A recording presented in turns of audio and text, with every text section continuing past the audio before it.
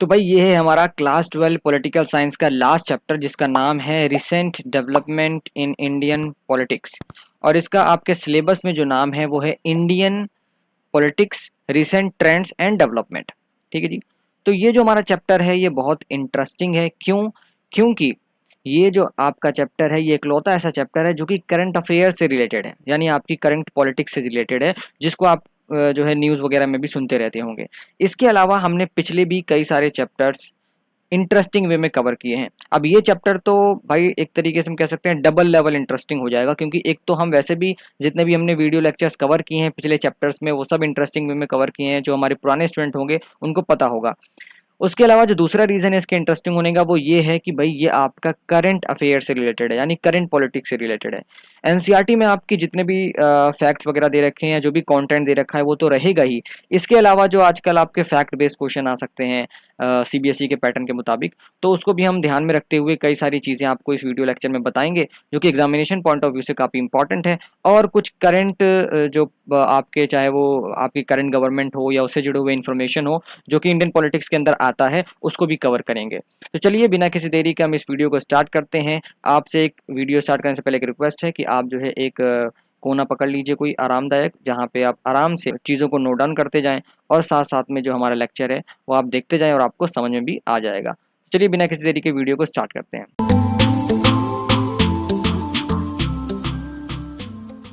तो hey guys, welcome to your own YouTube channel एजुलॉजिकल one destination for all information.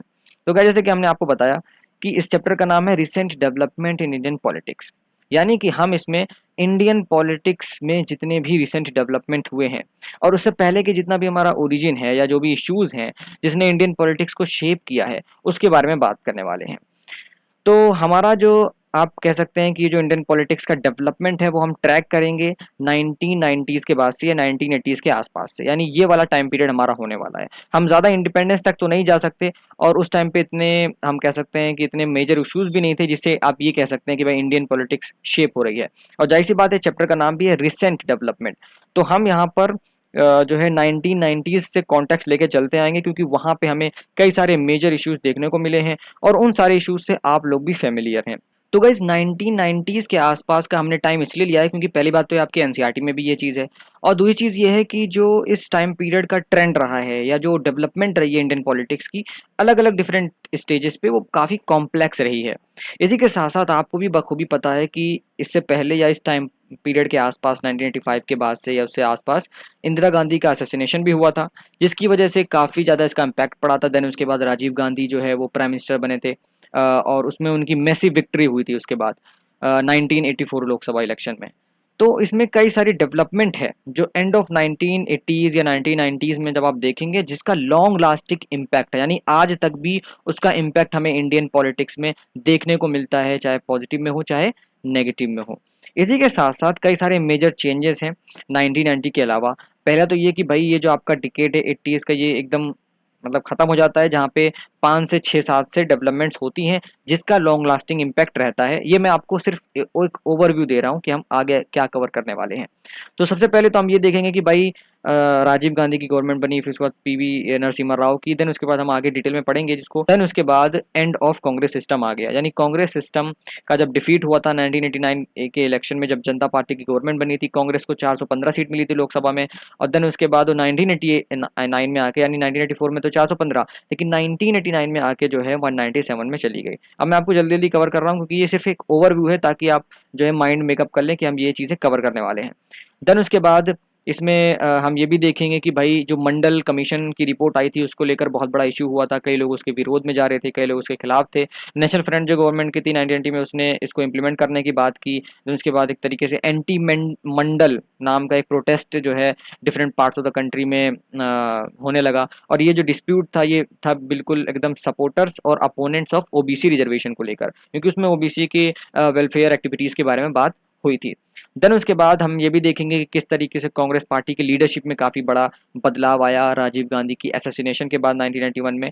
Then उसके बाद new economic policy भी इसी साल में आई थी, जहां पर हमने पढ़ा भी था क्लास 9th में या 10th में या 11th की इकोनॉमिक्स जब आप उठाएंगे तो वहाँ देखेंगे आपको मिलेगा एलपीजी, और इसको भी हम यहाँ पे भी देखेंगे। यहाँ पे एल जो है वो लिबरलाइजेशन है, पी जो है प्राइवेटाइजेशन है, और जी जो है वो है आपका ग्लोबलाइजेशन। तो ये तीनों आपकी एक तरीके से कह सकते हैं कि एक फाइनेंस सेक्टर में इंडिया की, या मैं कहूँ इकोनॉमिकली, ये बहुत बड़ा डिसीजन था जिसका पॉलिटिकल इम्पैक्ट भी हुआ है। देन उसके बाद आप सब जानते हैं, जिसका जजमेंट भी रिसेंटली अभी कुछ सालों पहले आया सुप्रीम कोर्ट में, और काफ़ी ज़्यादा लेकर इसको तनाव था पूरे देश में, जो था अयोध्या डिस्प्यूट। और ये आपका जब से वो वाला इंसिडेंट हुआ है अयोध्या कांड वाला, उसके बाद से ही ये पूरा इसका इम्पैक्ट रहा है, खासतौर पर दिसंबर 1992 के बाद से, जब तक सुप्रीम कोर्ट का ऑर्डर नहीं आ गया। उसको भी हम कवर करेंगे। इसके अलावा एनसीईआरटी में जो चीज़ नहीं है लेकिन आपके एग्जामिनेशन के पॉइंट ऑफ व्यू में फैक्ट बेस्ड क्वेश्चन में या एप्लीकेशन बेस्ड क्वेश्चन में पूछा जा सकता है, वो है आपका एनडीए गवर्नमेंट को लेकर, जो कि पिछले कई प्रीवियस ईयर क्वेश्चन में इसको पूछा गया है। एनडीए गवर्नमेंट जिसका हम बात कर रहे हैं, जो कि बीजेपी की एक अलायंस है, ठीक है। उसके बाद हम कोएलिशन गवर्नमेंट की बात करेंगे कि कोएलिशन पॉलिटिक्स होती क्या है, इसका असर क्या होता है। तो काफ़ी अच्छे से सारी चीज़ें कवर करने वाले हैं। तो चलिए हम बढ़ते हैं सबसे पहले यहाँ पे आपका अदर बैकवर्ड क्लास के ऊपर, जिसके बारे में हमने सबसे पहले बात की, जो था आपका मंडल कमीशन। और उससे पहले हम देखेंगे यहाँ पे शाह बानो केस को। शाह बानो केस एक बहुत फेमस केस है गाइस, 1985 का। इसमें हुआ क्या था कि एक 62 ईयर ओल्ड की डिवोर्स मुस्लिम वुमेन लेडी थी, उन्होंने जो है केस फाइल किया था मेंटेनेंस के लिए अपने हस्बैंड से। सुप्रीम कोर्ट ने इसमें क्या किया कि उस वुमेन के फेवर में ऑर्डर दिया। अब कई सारे जो मुस्लिम लीडर्स थे उन्होंने डिमांड किया कि गवर्नमेंट जो है एक Muslim women protection of rights and divorce act पास करे, ताकि ये जो इश्यूज हैं इन सबको सुलझाया जा सके। और चूंकि उस टाइम पे कोई यूनिफॉर्म सिविल कोड जिस तरीके से आजकल बात हो रही है वो नहीं था, जाहिर सी बात है सबका अपना अलग अलग जो है आप कह सकते हैं सिविल लॉ था, पर्सनल लॉ था, चाहे वो हिंदूज हों, चाहे मुस्लिम्स हों, या क्रिश्चियंस हों, या और जितने भी एक्सेक्टर हमारे पर्सनल लॉज हैं। तो जाहिर सी बात है उसको लेकर स्टैट्यूट की डिमांड की गई, जिसमें क्या हुआ कि इस स्टैट्यूट के तहत उस ऑर्डर को नलीफाई कर दिया गया जो सुप्रीम कोर्ट ने ऑर्डर दिया था शाह बानो केस में 1985 में, जिसको कई सारे उसके इस कानून के पास होने के बाद कई सारे लोगों ने, कई सारे खास करके वुमेन्स ऑर्गेनाइजेशन ने इसको अपोज किया, और कई सारे मुस्लिम ग्रुप्स ने और ज़्यादातर इंटेलेक्चुअल्स ने भी इसका जो है कई लोगों ने सपोर्ट किया, और कई लोग वुमेन्स ऑर्गेनाइजेशन ने इसके अगेंस्ट में प्रोटेस्ट किया। तो ये आपका शाह बानो केस इसलिए मैंने यहाँ पे इंक्लूड किया शुरू में, क्योंकि ये भी मैं आपको बता दूं, ये तो पहली बात तो ये 1985 से है, हम मेनली तो 1990s का कवर करेंगे, बट 1985 में भी एक बड़ा इंसिडेंट है जिसके ऊपर 2 मार्कर में या 3 मार्कर में आपके क्वेश्चन पूछे जा सकते हैं। तो इसलिए आपको ये ध्यान में रखने वाली बात है कि भाई शाह बानो केस से अगर कोई फैक्ट बेस्ड क्वेश्चन आता है तो सिर्फ इतना ही आएगा, ज़्यादा उसमें डिटेल में नहीं आएगा। देन उसके बाद बढ़ते हैं अदर बैकवर्ड क्लासेस के ऊपर, यानी ओबीसी। तो भाई ये वो कम्युनिटी हैं जो एससी और एसटी के अलावा, जिनको हम कह सकते हैं एजुकेशनल और सोशल बैकवर्डनेस की कैटेगरी में रखा गया है, और दैट्स वाई ये जो कैटेगरी थी उसका फॉर्मेशन हुआ था, इसका नाम था ओबीसी, यानी अदर बैकवर्ड क्लासेस। यानी हम कह सकते हैं एससी और एसटीज के अलावा वो लोग जो कि एजुकेशनली और सोशली बैकवर्ड थे, उन लोगों के लिए ये जो रिजर्वेशन था, ये जो वेलफेयर एक्टिविटी थी, ये लाई गई थी, गवर्नमेंट के द्वारा इनिशिएट किया गया था। और इसको लेकर मंडल कमीशन का फॉर्मेशन हुआ, इसकी स्टैब्लिशमेंट हुई, और ख़ास तौर पर इसमें बात की गई इस रिपोर्ट में, मंडल कमीशन की रिपोर्ट में, कि भाई ओबीसी को रिजर्वेशन देना चाहिए। और आपको बता दें कि ओबीसी उस टाइम पे, मतलब इस कमीशन के आने से पहले, ओबीसीज के लिए सदर्न स्टेट में, यानी जो सदर्न पार्ट है हमारे कंट्री का, दक्षिण भारत में ऑलरेडी जो है 1960s से ही ओबीसी के लिए रिजर्वेशन एग्जिस्टेंस में था। लेकिन नॉर्थ इंडियन स्टेट्स में, या मैं कहूँ पूरे पैन इंडिया लेवल पर, इसको ऑपरेट नहीं किया जा रहा था। तो सेंट्रल गवर्नमेंट ने एक कमीशन अपॉइंट किया इसी को लेकर 1978 में, इस इशू को देखने के लिए और इस पे जो है रिकमेंडेशन देने के लिए, ताकि जो बैकवर्ड क्लासेस हैं उनकी कंडीशन को इम्प्रूव किया जा सके। और ये दूसरी बार था इंडिपेंडेंस के बाद कि गवर्नमेंट ने कोई ऐसा कमीशन अपॉइंट किया। देयरफॉर ये जो कमीशन था ये officially second backward classes commission के नाम से भी जाना जाता है, ये भी आपको ध्यानपूर्वक याद रखना है। इसी के साथ साथ इसको मंडल कमीशन भी कहा जाता है, जिसके नाम से ये फेमस है। अब ये जो क्या कहते हैं मंडल कमीशन है, ये इनके चेयरपर्सन के नाम पे रखा गया था, जिन चेयरपर्सन का नाम भी आपको याद रखना है, जिनका नाम था बिंदेश्वरी प्रसाद मंडल। ठीक है, बिंदेश्वरी प्रसाद मंडल। तो गाइज अब बात करें कि मंडल कमीशन की आखिरकार जो है रिकमेंडेशन क्या क्या थी। तो सबसे पहली तो रिकमेंडेशन ये थी कि भाई मंडल कमीशन ने रिकमेंड किया कि ओबीसीज क्लास को 27% रिजर्वेशन जो सीट्स है वो देनी चाहिए एजुकेशनल इंस्टीट्यूशन में और गवर्नमेंट जॉब्स में। पहली रिकमेंडेशन याद रखनी है। दूसरी चीज़ ये थी, दूसरी रिकमेंडेशन थी कि भाई इसने ये भी कहा कि जिस तरीके से लैंड रिफॉर्म्स हैं, ठीक है ना, इसमें भी कई सारे इसने रिकमेंडेशंस दिए, खासतौर पे जो लैंड लॉर्ड्स की एट्रोसिटीज़ चलती थी उसके ऊपर, ताकि जो ओबीसीज की कंडीशन है उसको सुधारा जा सके, उसको इम्प्रूव किया जा सके। तीसरी जो यहाँ पर रिकमेंडेशन थी वो ये था कि अगस्त 1990 में जो नेशनल फ्रंट गवर्नमेंट ने डिसाइड किया था कि भाई हम जो है मंडल कमीशन के जो रिकमेंडेशन है उनको अप्लाई करेंगे, खास तौर पर जो जॉब्स में, और सेंट्रल गवर्नमेंट और उसकी जो PSUs हैं यानी पब्लिक सेक्टर अंडरटेकिंग है, उनके रिकमेंडेशंस को इम्प्लीमेंट किया जाएगा।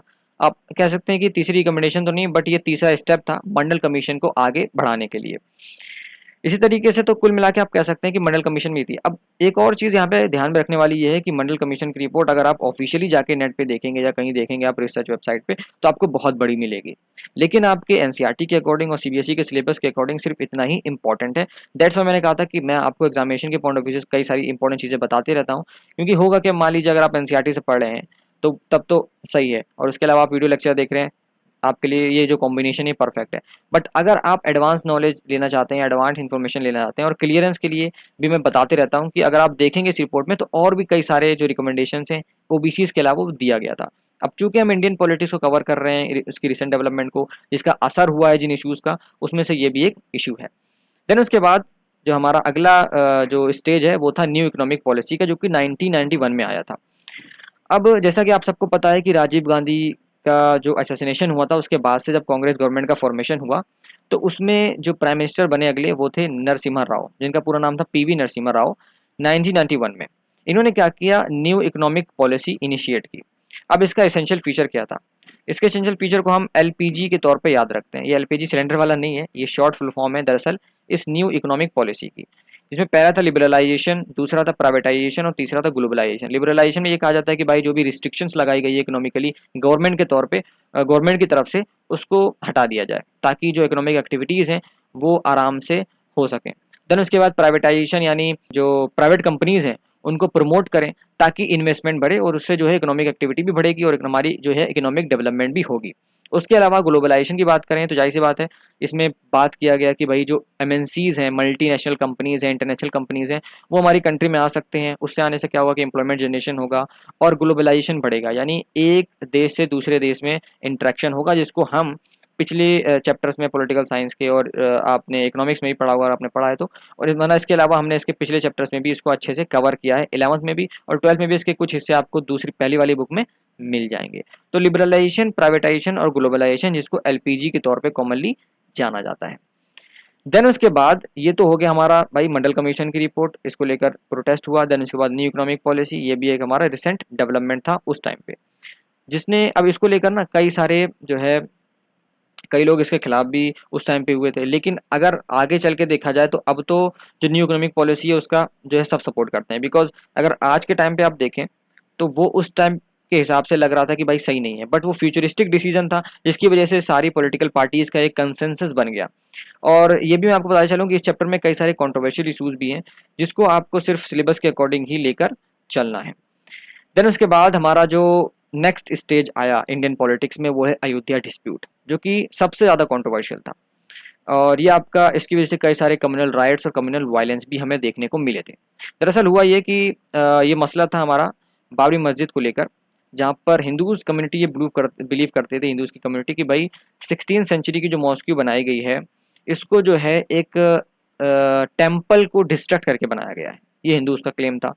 अब ये जो डिस्प्यूट था ये धीरे धीरे कोर्ट में चला गया और कई सालों तक वहाँ पे कोर्ट में चलता रहा। हुआ क्या कि 6 दिसंबर 1992 को एक कोई यात्रा लाई गई, जिसमें थाउजेंड्स ऑफ पीपल गैदर हुए एक साथ पूरी कंट्री से अयोध्या में। और देन उसके बाद ये जो अयोध्या कांड हुआ था, जहाँ पर मॉस्क को डिस्ट्रक्ट किया गया या डेमोलिश किया गया।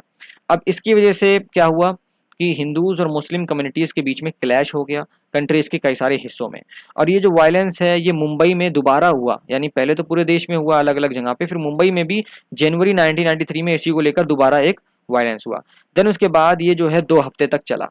9 नवंबर 2019 को फाइनली, और मैं बता दूं आपको कि ये जब तक 1992 से लेकर 2019 तक हर बार पॉलिटिक्स में, या मैं कहूँ पॉलिटिकल स्पीचेस में इसका इस्तेमाल किया गया, और ये जो है इसने बहुत बड़ा जो है कंट्रीब्यूशन दिया है इंडियन पॉलिटिक्स में।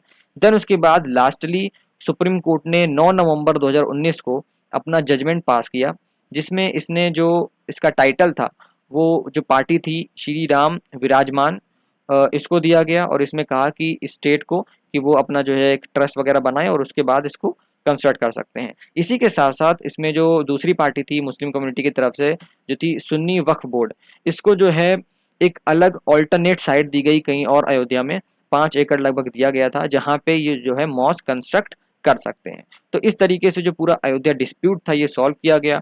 और जैसे मैंने आपको बताया एडिशनल इन्फॉर्मेशन जो कि आप आंसर में इंक्लूड कर सकते हैं कि भाई 1992 से लेकर अब तक इसको कई जगह या मैं कहूँ कई स्टेजेस में पॉलिटिक्स की इस्तेमाल किया गया है, या फिर मैं कहूँ कि ये एक मेजर इवेंट भी है। अयोध्या डिस्प्यूट तो कवर हो गया। देन उसके बाद आपको याद होगा मैंने शुरू में बात किया था ओवरव्यू जब हम ले रहे थे कि भाई कांग्रेस की लीडरशिप में चेंज आया था और ये नोटिसेबल है, ये नोटिस करने वाली चीज़ है। क्यों? क्योंकि देखिए आप देखेंगे शुरू से लेके राजीव गांधी तक जितने भी आपके कांग्रेस के गवर्नमेंट्स फॉर्म हो रही थी उसमें ज़्यादातर नेहरू या गांधी इस फैमिली से थे। देन उसके बाद आप देखेंगे कि जो राजीव गांधी की असैसिनेशन के बाद जो चेंज हुआ है लीडरशिप में वो ये हुआ कि राजीव गांधी के बाद सीधा पीवी नरसिम्हा राव, जिनकी पिक्चर आप यहाँ पे देख सकते हैं, उनको प्राइम मिनिस्टर बनाया गया। और जो लास्ट डेवलपमेंट थी मई 1991 में उसकी वजह से चेंज हुआ, जहां पर कांग्रेस राजीव गांधी के असैसिनेशन के बाद पहली बार कांग्रेस को, वैसे तो फॉर्मेशन हो रही थी उसकी गवर्नमेंट की, लेकिन इस वाले इलेक्शन में यानी 1991 के बाद वाले इलेक्शन में सिंगल लार्जेस्ट पार्टी के तौर पर 1991 के इलेक्शन में आई थी उभर कर सामने, और नरसिम्हा राव को प्राइम मिनिस्टर के तौर पे सिलेक्ट किया गया। उसके बाद आप देखेंगे कि नरसिम्हा राव की गवर्नमेंट्स के बाद से ही जो गांधी फैमिली से या नेहरू की फैमिली से कांग्रेस प्रेसिडेंट के तौर पे जितने भी आए हैं वो बने हैं, प्राइम मिनिस्टर्स नहीं बने हैं। क्योंकि इंदिरा गांधी का भी असैसिनेशन हुआ था, उसके बाद राजीव गांधी का भी असैसिनेशन हुआ था। ये जस्ट एक फैक्ट है जिसको आप नोटिस कर सकते हैं, अदरवाइज एग्जामिनेशन के पॉइंट ऑफ व्यू से जो मैंने आपको फैक्ट बताया है, जो लिखा हुआ है, वो ज़रूरी है। देन उसके बाद हमने बात की कि भाई कोalition गवर्नमेंट भी यहाँ पर आई थी और ये अभी भी चल रही है। अगर आप देखेंगे आज के टाइम पे महाराष्ट्र में ये एक परफेक्ट एग्जाम्पल है। महाराष्ट्र जो है आपका एक क्लासिकल एग्जाम्पल है, जहाँ पर शिवसेना भी है और आपका आईएनसी भी है, एनसीपी भी है जो कि कांग्रेस यूपीए का ही एक पार्टी है। तो इस तरीके से आप देखेंगे तो उसमें भी गड़बड़ चल रही है, क्योंकि वहाँ पे भी कोएलिशन गवर्नमेंट है। अब ये कोएलिशन गवर्नमेंट होती क्या है? वैसे तो मुझे उम्मीद है कि ज़्यादातर लोगों को पता होगा कोएलिशन गवर्नमेंट के बारे में, बट नॉनदलेस कोएलिशन गवर्नमेंट आप समझ सकते हैं कि गठबंधन की सरकार जिसको कहते हैं, जहाँ पर मेजोरिटी एक पार्टी को अगर नहीं मिलती है तो वो दूसरे पार्टी से सपोर्ट लेकर या फिर जो दूसरी पार्टी है वो उसका समर्थन करती है, जिसकी वजह से असेंबली में या फिर आपकी पार्लियामेंट में या लोकसभा में जो है जो मेजोरिटी है कलेक्टिवली दोनों को मिल जाती है और फिर उसके बाद वो कोलिशन गवर्नमेंट फॉर्म कर सकते हैं। ठीक है, तो इस हिसाब से जो इसका ट्रेंड था इंडियन पॉलिटिक्स में वो और बढ़ता गया, और आज के टाइम पे तो आप हर जगह देख ही सकते हैं। अब कोएलिशन गवर्नमेंट का मेरिट क्या होता है, यानी इसके फायदे क्या होते हैं? सबसे पहला फायदा ये होता है कि भाई इससे क्या होता है कि जब नेशनल पार्टीज कभी कभी क्या होता है कि रीजनल पार्टीज का भी मदद लेती हैं। जैसे आप बिहार के इलेक्शन में देख लीजिए, महाराष्ट्र में देख लीजिए, तो वहाँ पे कई सारी रीजनल पार्टीज हैं। इससे क्या होता है कि लोकल रिप्रेजेंटेशन को बढ़ावा मिलता है। देन उसके बाद दूसरी जो चीज़ है वो ये है कि गवर्नमेंट जो पॉलिसीज है वो फ्लेक्सिबल हो जाती हैं, क्योंकि जब अलग अलग पॉलिटिकल पार्टीज एक साथ मिलकर सरकार बनाती हैं गठबंधन की, तो जाहिर सी बात है उसमें अलग अलग आइडियोलॉजी रहती है, अलग अलग लोगों के ओपिनियन रहते हैं, जिसकी वजह से गवर्नमेंट ज़्यादा फ्लेक्सिबल डिसीजन ले सकती है।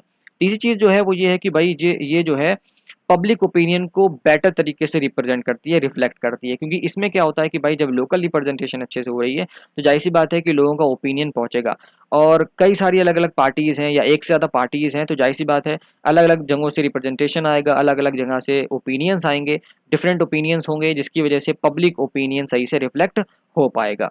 जो चौथी चीज़ है वो ये है कि भाई कंसेंसस बेस्ड पॉलिटिक्स होती है, जिसमें जो ये होता है कि भाई जो मेजोरिटेरियनिज्म है उसको पूरी तरीके से ख़त्म किया जाता है। यानी कि यहाँ पर क्या होता है कि जो एक सरकार होती है उसका जो डोमिनेंस होता है या जो सिंगल पार्टी होती है, जिसको मेजोरिटेरियनिज्म को नेगेटिवली भी पॉलिटिक्स में देखा जाता है, लेकिन ये जो कोलिशन गवर्नमेंट है ये इस चीज़ को ख़त्म कर देता है। देन उसके बाद इसके कुछ डीमेरिट्स भी हैं, यानी कि कोलिशन गवर्नमेंट के सिर्फ ऐसे नहीं, सिर्फ फायदे हैं, कुछ नुकसान भी हैं। पहला कि भाई इसकी वजह से अनस्टेबल गवर्नमेंट्स होती है, जिसको मैंने आपको बताया कि महाराष्ट्र में आप देखेंगे तो क्लासिकल गवर्नमेंट जो अभी वो सॉरी जो क्लासिकल एग्जाम्पल है वो महाराष्ट्र की गवर्नमेंट है, जहाँ पर अनस्टेबिलिटी है जब से ये कोलिशन की गवर्नमेंट बनी है, शिवसेना की, एनसीपी की, या आपका कह सकते हैं आईएनसी की, जहाँ पर बीजेपी को तो वहाँ पे अच्छा खासा सीट्स मिली है, बट उसके अलावा भी उसके बावजूद भी वो मेजोरिटी जब फॉर्म नहीं कर पाया तो उसकी वजह से क्या हुआ कि वहाँ पर कोलिशन गवर्नमेंट बनी। और आप देख सकते हैं कि कई सारे इंसिडेंट्स हुए हैं, और इस महाराष्ट्र के अलावा भी कई सारे इंसिडेंट हुए हैं जहाँ पर गवर्नमेंट कोलिशन गवर्नमेंट की वजह से फॉर्म नहीं हो पाती सही से, या स्टेबल गवर्नमेंट नहीं बन पाती। दूसरी चीज़ जो है वो ये है कि the emergence of culture of defection. यानी होता क्या है कि देखिए जब कोलिशन गवर्नमेंट फॉर्म होती है ना, तो उसमें क्या होता है कि भाई सपोर्ट चाहिए होता है, सीट चाहिए होती है, एमएलएस के सपोर्ट चाहिए होते हैं पार्टीज़ के। लेकिन उसमें कई बार देखा ये गया है कि जो डोमिनेंट पार्टी है, जिसके पास अच्छा खासा पैसा है, मनी इन मसल पावर है, वो जो है सामने वाली पार्टीज के एमएलएस को खरीद लेते हैं या डिफेक्शन हो जाता है, क्योंकि वो जो है पार्टी छोड़कर अपना सपोर्ट दूसरी पार्टी को दे देते हैं। मिसाल के तौर पर राजस्थान में अभी ऐसा हुआ था कि जहाँ पर ऐसा न्यूज़ आइटम्स में क्लेम किया गया कि भाई बीजेपी गवर्नमेंट्स और बाकी जो कांग्रेस के एमएलएज हैं वो उसमें जा रहे हैं, बीजेपी के सपोर्ट में जा रहे हैं, और इसको लेकर काफ़ी कवर किया गया इसको। तो ये जो हम कह सकते हैं कि जो एक कल्चर है डिफेक्शन का, वो भी इमर्ज हुआ। देन उसके बाद जो तीसरा नुकसान है वो है कि सेंटर और स्टेट के बीच में कन्फ्लिक्ट, क्योंकि जब कोलिशन गवर्नमेंट फॉर्म होती है तो जाहिर सी बात है, मान लीजिए स्टेट में कोई और कोलिशन गवर्नमेंट है और सेंटर पे तो अपना जो लार्जेस्ट पार्टी है या मैं कहूँ जो लार्जेस्ट अलायंस है वो बनी हुई है। इसकी वजह से क्या होता है कि जब ज़्यादा लोकल रिप्रेजेंटेशन होती है, डिफरेंट पब्लिक ओपिनियंस होते हैं, जिसकी वजह से जो सेंटर है और स्टेट है उसके बीच में कन्फ्लिक्ट या झगड़ा ज़्यादा हो सकता है। देन उसके बाद लास्ट सेकंड जो नुकसान है वो है an arrangement to remain in power, यानी कि एक तरीके से एक टूल बन गया है जिसमें जो डेमोक्रेसी का एक कॉन्सेप्ट है, बेसिक कॉन्सेप्ट कि भाई कोई भी सरकार परमानेंट नहीं होती, लेकिन उस कॉन्सेप्ट को कहीं ना कहीं ये तोड़ता नजर आ रहा है, क्योंकि यहाँ पे जो कोलिशन गवर्नमेंट है वो ये एक तरीके से रास्ता बनाती है जहाँ पर जो एक गवर्नमेंट है, जो एक पॉलिटिकल पार्टी है, वो हमेशा पावर में रह सकती है by taking the support of other political parties. Then उसके बाद है कि government can not make bold decision because of lack of majority. ये भी एक रीज़न है कि कभी कभार जब बोल्ड डिसीजंस लेना होता है तो जाहिर सी बात है गवर्नमेंट वो बोल्ड डिसीजन या बड़ा डिसीजन नहीं ले पाती जो कि किसी की कम्युनिटी के फेवर के लिए हो या अच्छे काम के लिए हो, क्योंकि इसमें उनके पास मेजोरिटी नहीं रहती और डर रहता है कि भाई कहीं अगर कोई ऐसा डिसीजन ले लें जिसकी वजह से हमारी मेजोरिटी चली जाएगी तो हमारी सरकार गिर जाएगी। तो ये हमारा कोलिशन गवर्नमेंट के मेरिट्स और डीमेरिट्स हैं जो आपको याद ज़रूर रखने हैं। देन उसके बाद हमारा जो कोलिशन का अगर हम देखें, कोलिशन गवर्नमेंट का जो एरा है वो लगभग 1989 से ही शुरू होता है, यानी 1989 के इलेक्शन से शुरू होता है, जहां पर कांग्रेस पार्टी की पहली बार डिफीट हुई थी, यानी वहां पे उनको हार हुई थी। लेकिन इसने जो है, आप ये नहीं कह सकते कि किसी और पार्टी को मेजोरिटी नहीं मिली, मिली थी, बट हुआ क्या कि उस टाइम पीरियड के बाद से जो कोलिशन गवर्नमेंट का एक आप कह सकते हैं ट्रेंड है, वो उस इंडियन पॉलिटिक्स में हमें देखने को मिला है। देन उसके बाद एक मिनट देन उसके बाद जो नेशनल फ्रंट है उसको सपोर्ट मिला। दो डायमेट्रिकली अपोजिट पॉलिटिकल ग्रुप थे जो कि बीजेपी थी और लेफ्ट फ्रंट था, इन दोनों ने मिलकर जो है गवर्नमेंट बनाई थी और एक कोलिशन गवर्नमेंट बनी। हालांकि जो बीजेपी थी और जो लेफ्ट फ्रंट था उन्होंने बाद में इस गवर्नमेंट को ज्वाइन नहीं किया था, तो जाहिर सी बात है फिर उसके बाद गवर्नमेंट अनस्टेबल हो गई। देन उसके बाद आपका 1991 में इलेक्शन हुआ जहां पर सिंगल हैंडेडली कांग्रेस को लार्जेस्ट सिंगल पार्टी के तौर पर फॉर्मेशन हुआ और फिर वो जीत गए। ठीक है, तो इस तरीके से हम कह सकते हैं कि 1989 से जो एरा ऑफ कोएलिशन हमें देखने को मिला है। इसके साथ साथ मैं एक और चीज़ बताते चलूँ कि यहाँ पे कोएलिशन और अलायंस में फ़र्क होता है। अलायंस जो बनती है, जिसको हम अभी आगे देखेंगे, अलायंस जो होता है वो इलेक्शन से पहले बनता है, जहाँ पर कई सारी पॉलिटिकल पार्टीज कंसेंसस बनाती हैं कि भाई हम पहले से ही अरेंजमेंट कर लेते हैं इलेक्शन से पहले, वो एकदम लेजिट तरीका माना जाता है। लेकिन जो कोएलिशन है, हालांकि कोएलिशन भी लेजिट है, लेकिन जो कोएलिशन है वो इलेक्शन के बाद होता है, जहाँ पर आपको मेरिट्स भी देखने को मिलते हैं और डीमेरिट्स भी देखने को मिल जाते हैं। 1989 के बाद से, यानी कि जब से एयर ऑफ कोलिशन स्टार्ट हुआ है, तब से लेके अब तक जितने भी प्राइम मिनिस्टर्स हैं वो आपके स्क्रीन के सामने, जैसे वीपी सिंह हो गए, चंद्रशेखर हो गए, पीवी नरसिम्हा राव, अटल बिहारी वाजपेयी, एचडी देवा गौड़ा, इंदर कुमार गुजराल, देन उसके बाद दोबारा अटल बिहारी वाजपेयी, देन उसके बाद मनमोहन सिंह और करंटली हमारे प्राइम मिनिस्टर नरेंद्र मोदी।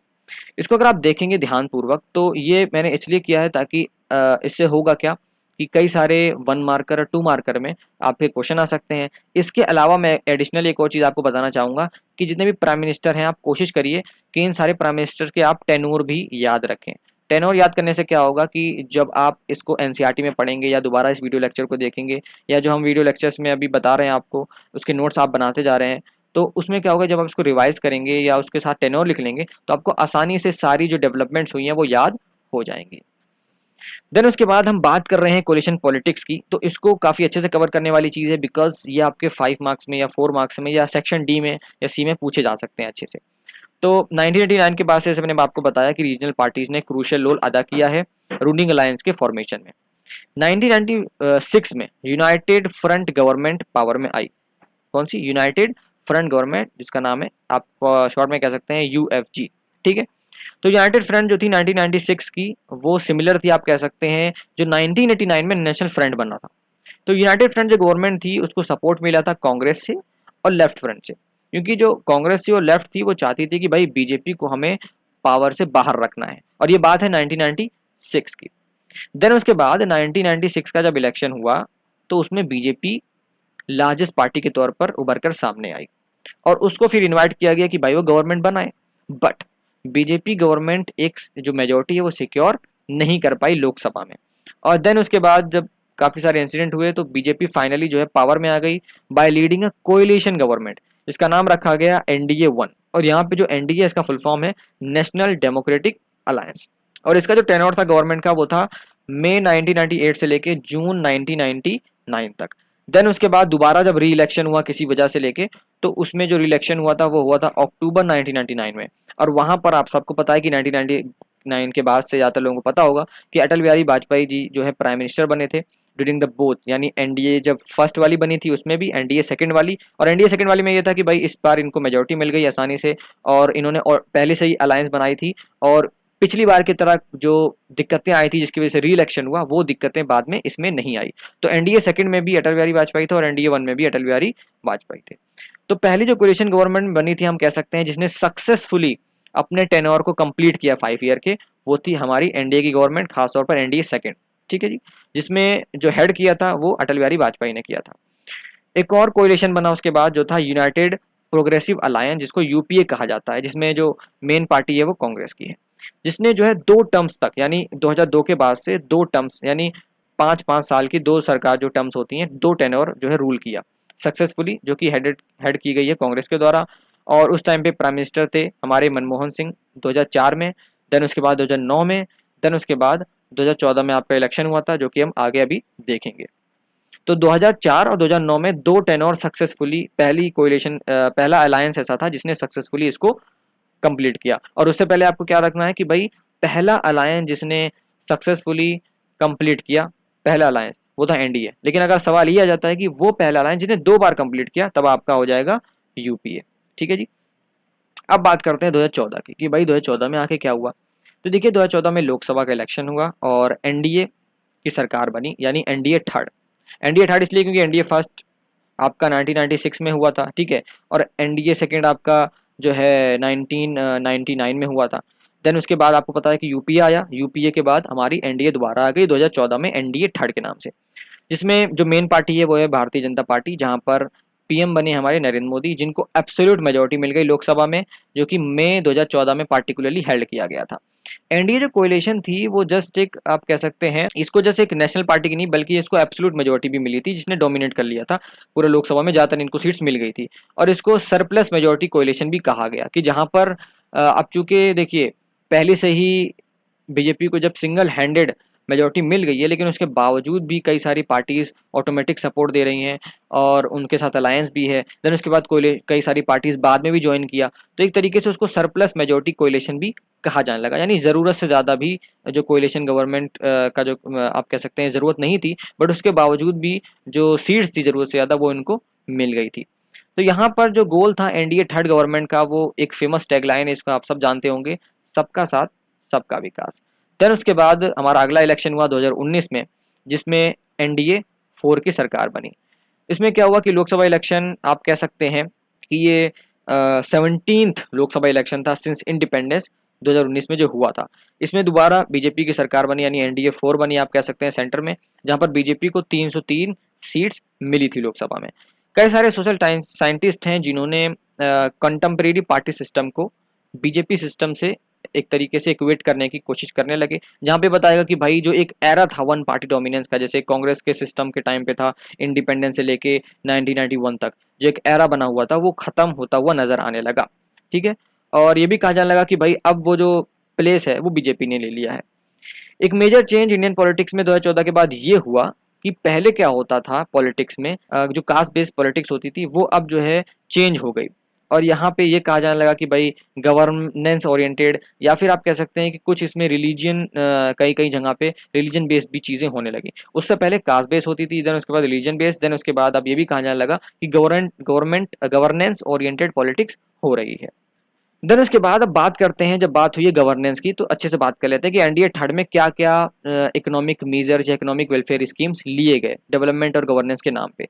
सबसे पहला जो लिया गया वो है प्रधानमंत्री उज्ज्वला योजना। मैं आपको बता दूं कि इसमें आपको डिटेल में पढ़ने की जरूरत नहीं है, जितने भी ये आपके वेलफेयर स्कीम है इसको डिटेल में पढ़ने की जरूरत नहीं है, जस्ट एक आप एक ओवरव्यू ले सकते हैं।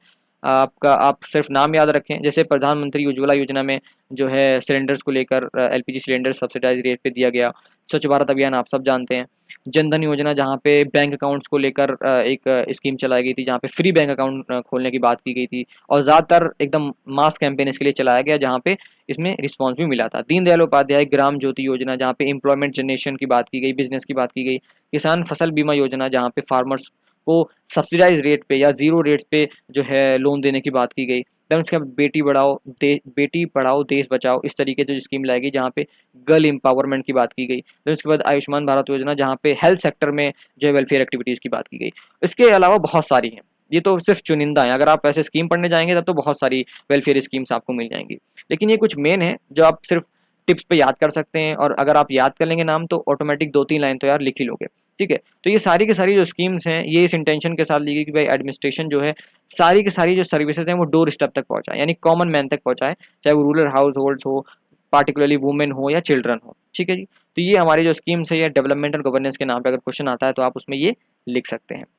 देन उसके बाद कई सारे इश्यूज थे जो कि सोशल वेलफेयर और लोगों के पार्टिसिपेशन को लेकर सवाल उठने लगे, क्योंकि जब कई सारे वेलफेयर स्कीम्स आती हैं तो जाहिर सी बात है उसमें एलोकेशन ऑफ फंड होता है, तो उसको लेकर भी पॉलिटिक्स होने लगी कि भाई इतना फंड यहाँ पे खर्च हुआ है तो इसका इम्प्लीमेंटेशन क्या दिखा है, इसका असर कहाँ हुआ है, अगर आपने इतने करोड़ रुपए खर्च किए हैं तो उसका असर हमें कहाँ दिखा है। इसको लेकर राइट टू इन्फॉर्मेशन जब आरटीआई वगैरह डाली गई तो उसमें भी आप कह सकते हैं कि इन सोशल वेलफेयर स्कीम्स ने भी इंडियन पॉलिटिक्स में काफ़ी हद तक इंडियन पॉलिटिक्स को शेप किया है उसके अकॉर्डिंग। देन उसके बाद जिसमें मैंने आपको बताया कि ये सारी जो स्कीम्स थी जो हमने पीछे पढ़ी, इन सब पे आरटीआई वगैरह फाइल की गई थी बाद में, और हुआ क्या कि उसमें भी जो ये सारी जो वेलफेयर स्कीम्स हैं, या मैं कहूँ जो डेवलपमेंट और गवर्नेंस का जो एक तरीके से मॉडल था, उसमें भी या उसने भी इंडियन पॉलिटिक्स को काफ़ी हद तक शेप किया था। लेकिन इसके बावजूद एक कंसेंसस बन गया था इंडिपेंडेंस से लेके अभी तक सारी पॉलिटिकल पार्टीज का। अब वो कंसेंसस कुछ ऐसा था कि भाई भले ही कंपटीशन हो, कई सारे कन्फ्लिक्ट हो पॉलिटिकल पार्टीज में, लेकिन कई सारी पार्टीज का एक कंसेंसस बन गया जिसमें 4 कंसेंसस यानी 4 आम सहमति नजर आती है। पहले तो ये कि भाई न्यू इकोनॉमिक पॉलिसी को लेकर, जो कि कांग्रेस गवर्नमेंट के द्वारा इनिशिएट किया गया था, पीवी नरसिम्हा राव जहाँ पे प्राइम मिनिस्टर थे और फाइनेंस मिनिस्टर हमारे मनमोहन सिंह थे उस टाइम पे, जहाँ पे एलपीजी की पॉलिसी लाई गई थी, उसको एक्सेप्ट किया गया हर पॉलिटिकल पार्टी के द्वारा। दूसरी चीज या दूसरा कंसेंसस वो ये कि भाई पॉलिटिकली और सोशली जो क्लेम है बैकवर्ड क्लासेस का, उसको भी एक्सेप्ट किया गया हर पॉलिटिकल पार्टी के द्वारा, जो कि पहले शुरुआत में जब कुछ लोग प्रोटेस्ट कर रहे थे। तीसरा जो कंसेंसस था वो ये था कि जो स्टेट लेवल पार्टीज हैं उनको भी गवर्नेंस में हिस्सा देने की बात की गई, उनको एनकरेजमेंट की बात की गई और उसको भी एक्सेप्ट किया गया। देन उसके बाद जो चौथा है वो ये है कि emphasise on pragmatic consideration rather than ideologic position and political alliance without ideological agreements, यानी कि उस पर यह बात की गई कि भाई जो हमारी आइडियोलॉजी कुछ भी हो या हमारी आइडियोलॉजी कैसी भी हो, ठीक है। आप देखेंगे महाराष्ट्र में भी आप देख लीजिए तो वहाँ पे डिफरेंट आइडियोलॉजीज के लोग हैं, या फिर कोलिशन गवर्नमेंट जब बनती है तो वहाँ पे भी डिफरेंट आइडियोलॉजीज के लोग लेते हैं, लेकिन उसके बावजूद एक कंसिडरेशन होती है जो उसके ऊपर रखी जाती है, जहाँ पे सोशल वेलफेयर की बात की जाती है, सोसाइटी के मैंडेट की बात की जाती है, मैंडेट ऑफ द पीपल की बात की जाती है, तो उसका भी यहाँ पर कंसेंसस बन गया था। तो कुल मिला के आप कह सकते हैं कि ये जो एलिमेंट्स हैं जो कंसेंसस के, ये आप कह सकते हैं कि अलग अलग जगह पे हमें देखने को मिले हैं, चाहे आप अभी देखें या मैं कहूँ कि ये जो कंसेंसस है ये तुरंत तो डेवलप नहीं हुए, इवेंचुअली हुए हैं। इंडिपेंडेंस के बाद से आज तक आप देखें तो इंडियन पॉलिटिक्स यही है कि भाई इसमें जो कंसेंसस होता है वो इवेंचुअली डेवलप होता है। पिछली स्लाइड में अभी जो हमने यहाँ पर जो कंसेंसस की बात की गई उसको हमने यहाँ पर डिटेल में लिखा हुआ है, अगर आप चाहें तो यहाँ पे जो वीडियो पॉज करके इसका स्क्रीनशॉट भी ले सकते हैं। ठीक है जी, कुल मिला के आपका यही है पूरा, आप कह सकते हैं रिसेंट ट्रेंड इंडियन पॉलिटिक्स और डेवलपमेंट का। आई होप आपको अच्छे समझ में आ गया होगा। अगर आपको ऐसा लगता है कि कोई चीज़ छोटी मोटी छूट गई या फिर आपको कोई डाउट है तो आप कमेंट सेक्शन में ज़रूर पूछिएगा, जिसकी वजह से दूसरों को भी फ़ायदा हो जाएगा और आपको भी फ़ायदा मिलेगा और हम उसका जवाब ज़रूर देंगे। कोई फीडबैक हो अगर आपकी, कोई भी आने वाली अगर अगली सीरीज़ अगर हम स्टार्ट करें, आप अगर डिमांड करना चाहें तो हम ज़रूर स्टार्ट करेंगे, क्योंकि हमने जो ये क्लास 12 का पॉलिटिकल साइंस का ये लास्ट चैप्टर था। इसके अलावा हमने क्लास 12 हिस्ट्री का, class 11 political science, class 11 history का ऑलरेडी जो चैप्टर्स हैं वो कंप्लीट कर दिए हैं, उसके लेक्चर्स ऑलरेडी अपलोडेड हैं, जो कि आपको नीचे डिस्क्रिप्शन बॉक्स में भी जिसकी लिंक मिल जाएगी। उसके अलावा आप हमारा चैनल विजिट करके चेकआउट भी कर सकते हैं। इस तरीके की इन्फॉर्मेटिव वीडियोज़ पाने के लिए हमारे चैनल पर बने रहें। आई होप कि जितने पिछले चैप्टर्स हुए हैं क्लास 12 पॉलिटिकल साइंस के और अभी तक ये जो लास्ट चैप्टर है आपको अच्छे से समझ में आ गया होगा। तो मुझे दीजिए इजाज़त इस क्लास 12 पॉलिटिकल साइंस की सीरीज़ से। मिलते हैं आपसे किसी और सीरीज़ में या फिर किसी और इन्फॉर्मेटिव वीडियोस में। अगर आप हमारे चैनल पर नए हैं, चैनल को सब्सक्राइब करके बेल आइकन दबाना बिल्कुल भी भूलिएगा, क्योंकि आपको ऐसा ही इन्फॉर्मेटिव और यूजफुल और एजुकेशनल वीडियोस मिलती रहेंगी। तब तक के लिए जय हिंद, जय भारत।